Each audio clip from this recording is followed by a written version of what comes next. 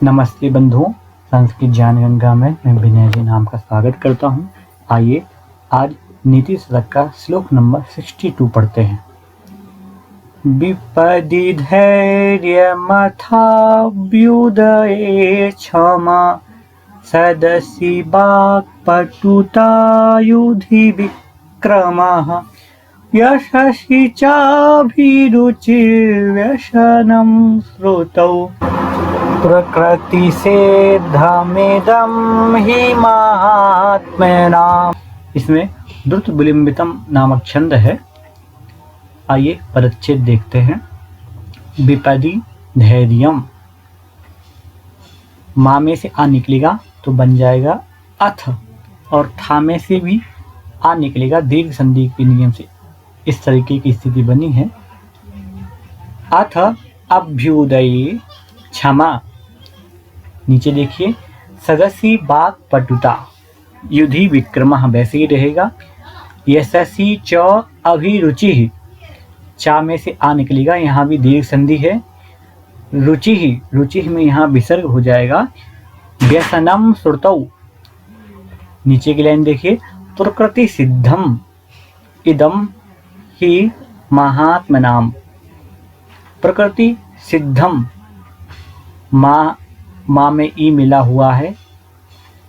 या झीनम परेण संयोज्यम, अच से हीन यदि कोई व्यंजन है तो बाद वाला स्वर अगर उसके उपरांत है तो स्वर उस हलंत व्यंजन में संयोग हो जाता है, मिल जाता है।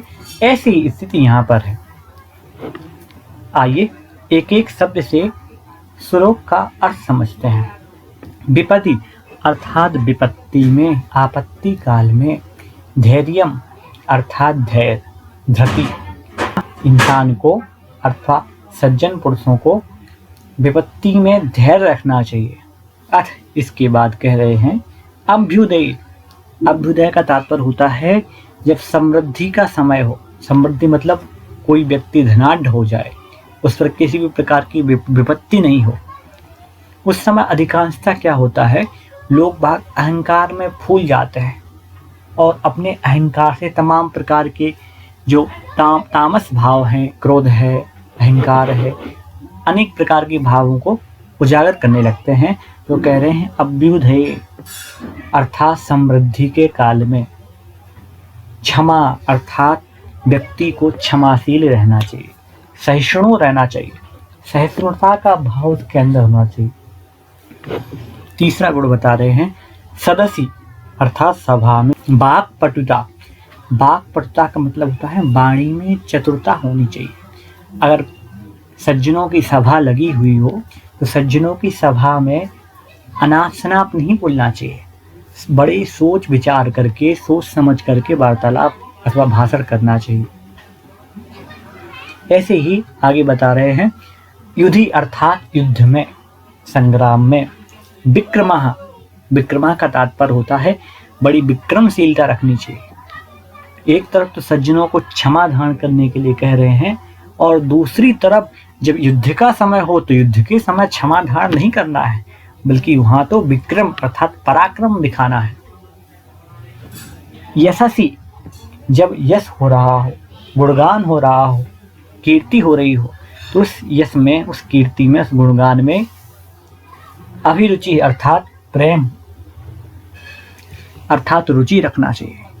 हमेशा ऐसे विचार रखने चाहिए कि हम कैसे यश अर्जित करें। यश अर्जित हो गया तो समझ जाइए यही सबसे बड़ी संपत्ति है। व्यक्ति को यश सम्मान की अभिरुचि होनी चाहिए। आगे बता रहे श्रुतौ। श्रुतौ का मतलब होता है श्रुत में अर्थात शास्त्रों में। व्यसनम, व्यसनम का तात्पर्य है आसक्ति। व्यक्ति को अगर आसक्ति हो तो आसक्ति एक ही जगह होनी चाहिए, वह है विद्याध्ययन, शास्त्राध्ययन। शास्त्रों के अध्ययन में ही आसक्ति होनी चाहिए। इदम अर्थात यह, ही अर्थात निश्चय से, महात्मनाम महापुरुषों के, प्रकृति सिद्धम, प्रकृति का अर्थात होता है, प्रकृति का तात्पर्य होता है स्वभाव से, निसर्ग से। सिद्धम अर्थात सिद्ध है।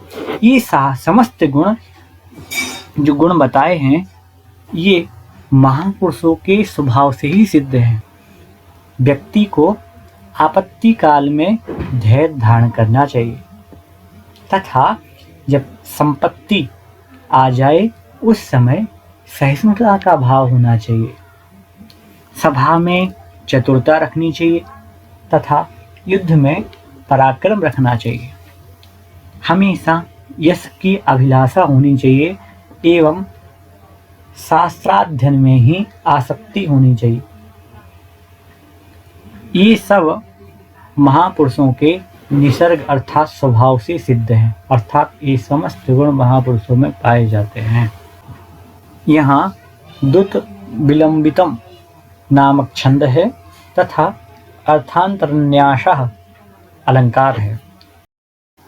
समस्त अध्येताओं से निवेदन है कि आप अपनी सुझाव प्रश्नोत्तर हम तक अवश्य पहुंचाएं।